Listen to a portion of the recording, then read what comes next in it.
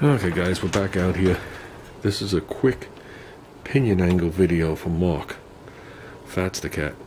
Okay, he found the other one I had, but I never got into detail. I just talked about phasing or whatever it is. Here's your drive shaft. Here's your yoke going into your transmission. Okay, I'm going to slide this thing down, and then we'll slide it back.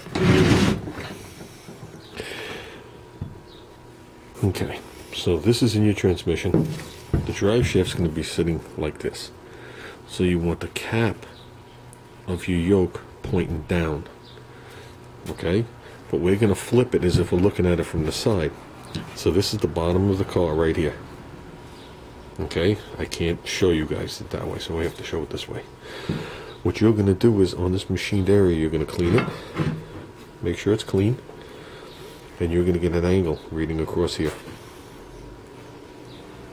Okay, so in reality, the angle is going to be this way, because the drive shaft is going to be going down towards the rear end. So you're going to get an angle reading here. Then you're going to come close to it, not in the middle of the shaft, close to it, make sure the drive shaft's clean, and get another angle reading. And that's going to be your working angle. Okay, so if this one reads 3 degrees and this one reads 5 degrees, its working angle is 2 degrees. Okay, then you're going to see that. I'm not going to get into positives and negatives because that might just start to confuse, but you're going to see that the yoke comes out and the shaft goes down. Now when you get to the other end, you do not want that angle to continue down. And you say, how could that happen? It could happen. That's another discussion. So if you want the angle in the other direction, so you want this universal going this way.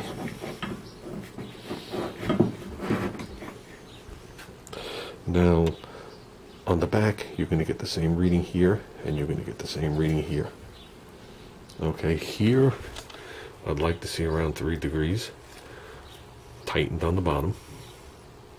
Okay, and here, I'd like to see, if you got slapper balls on the car, somewhere around 4-ish, with this opened.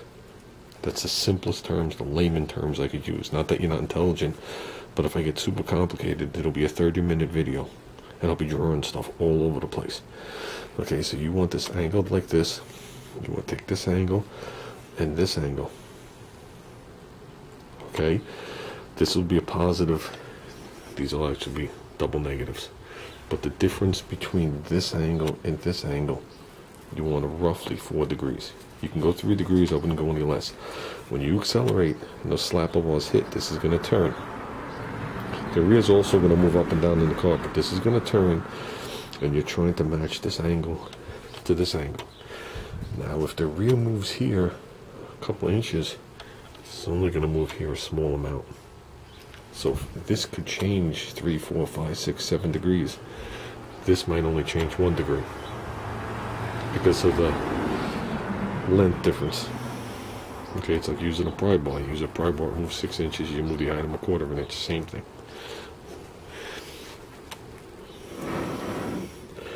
And pretty much that's in a nutshell. Have I seen bigger angles? Yes. And I did. If you guys want to see what I'm talking about, hold on. If you guys want to see what I'm talking about, this is a universal. Okay, it's a little different because this pin is offset by that pin. But hook this to an extension, put a bolt in your vise, and just spin the ratchet handle. Watch your extension, and you will notice that this end here will speed up and slow down, speed up and slow down. It might be a little more exaggerated than what's physically happening here, but it will. So if you get this thing at 8 degrees and this thing at 2 degrees, this thing will speed up and slow down at a different space than this thing will speed up and slow down, and it'll allow your whole suspension to want to move the shaft in an oval, and that's when you get a vibration throughout the car. Okay, we talked about this having an angle this way, and we want an angle this way. When does it have an angle this way? When your car was new. When your car was new, and you had a car from the 70s, this was pretty close. And then as soon as you put people in the back seat, the angle went the other way. And when you have angles of the same, when you have angles of the same or whatever, however you want to do it, this thing totally goes out of phase. And that's when you get the wicked vibrations that you used to get in the old days. Fords used to have the big metal plate in the back to help with the vibrations. But that's a conversation in itself. What I found, now I don't know about your car, but what I found is,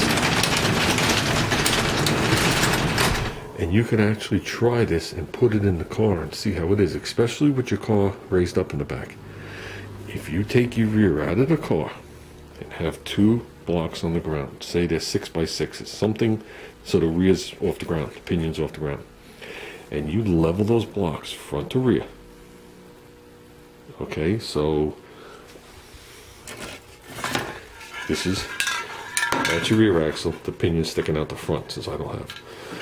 So you put two blocks on the ground and you level them this way, and you rest the rear on the pads that were sitting for the leaf springs. You're going to have to support the pinion because it's going to roll. You are going to find that that pinion flange is 90 degrees to the ground. And that's how they do it from the factory. That's why they blow them out so quick and they just run down the assembly line. The actual pinion angle is made into your leaf springs when the leaf springs are made in that front arc. Okay, that front arc adjusts your pinion angle when they make the springs. So there's a certain arc that they do. You could switch that by also putting tapered shims in there. Okay, but I found every rear I've checked, when I sat it down on blocks, that pinion was 90 degrees to the ground when those blocks were sitting perfectly level. Okay, and I confirmed it again with Junior's rear, and whatchamacallit, when we set up the new rear, I put my spring perches on, tacked it, 90 degrees to the ground, put it in, went under there, and I was good to go, just like I was. Took it back out, welded them on, and was on my way. You have to figure it has to be an easier way, or else it would be way too complicated for the manufacturer to do it. Now, if you raise, lower, alter your car, all that's going to come into play. You know what I'm saying? So technically, if you take a car from the 70s and you raise up the ass just a little bit in the back, usually the pinion angle goes right on. It's too low from the factory because the cars sag in a couple of years in the back and the ass is dragging, and this actual yoke is buried up into the tunnel, causing that to go in the opposite, that one to go in the opposite direction. Instead of pointing down, it points up, and the shaft is heading at it this way instead of this way, and then you get all sorts of wicked vibrations. So, like I said, that's how you check it. I personally have never seen this one. My tunnel rams, my torque manifolds, factory manifolds, I have never seen a manifold that is machined perfectly flat to, I guess you would call the crank angle. So that means if that's the crankshaft in the car, and here's the snout sticking out and the flywheel goes here, where that flanges, I've never seen a machine parallel. They're always machined at an angle because the back of an engine sits down and they want to levelize the carburetor. And if you ever noticed, this one you can't really notice it, but a lot of them are machined in such a way that when you put a scoop on like this one, the scoop's always pointing out like this, and you wonder why. Part of it is because the nose dips down, but that surface, I'm sure there are some that are machined perfectly flat to it, maybe some straight sixes or whatever it is, but everyone I've always seen has had an angle, and if it's off by 2 degrees, you're done. You know what I'm saying? And that is way too far away from back there where you're working. That's 3-4 feet away. So it's definitely not the place to get any kind of angle.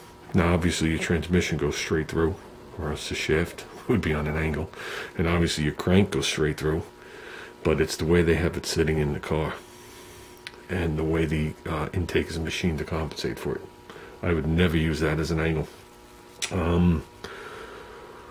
And where I work, we actually have worksheets that we got to follow. And there's been a big problem over the last several years, actually, with multiple split shafts, where we got to do every single angle and do all the multiplications to find out that it's usually the one in the rear is off by about 2 degrees pointing down. And on deceleration, the trucks will vibrate. But if you put a load in the bed, it all disappears. But basically, the answer from the manufacturer is they put a different arc in the leaf spring. They don't want the shims in there, only because they're a manufacturer. I'm surprised they're not doing that, and I'm surprised we're not shimming down the hanger bearing. But like I said, some cars are very susceptible to vibrations, some aren't. Back in the Mitsu days, 3000 GT, that shaft looked like it was flat to me, but we would have to put washers in about this big in the center hanger bearing to get rid of the vibration. And that rear differential didn't move, and neither did the transfer case up front. There was no movement of anything. And yeah, so some are very susceptible, and some, I mean, I've had lifted trucks with 6-inch lift kits in them and have never felt a vibration. And the front and rear pinion, I could not get the match, because if you did that, the transfer case would be so far down that the front shaft would be going up and then down. So you had to compromise somewhere. But like I said, it's all in the vehicle. So with that said, this is junior shaft. We have to come up with a joint for this. Man, does that look like it's going to fit right in there. Ooh, man, would that be sweet? But I don't think so. We have to come up with a joint for this and a joint for that, because that's not his yoke. So this is a GM shaft, forward, rear, Mopar yoke. I got all three. Nothing AMC. So, okay, guys, I'm out of here. Hopefully it helped. If not, just ask the questions. I avoid detail as I go through, and I can probably answer any question you have on it. And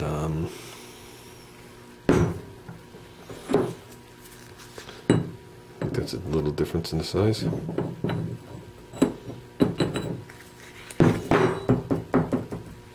Yeah. Okay, I'm out of here, guys.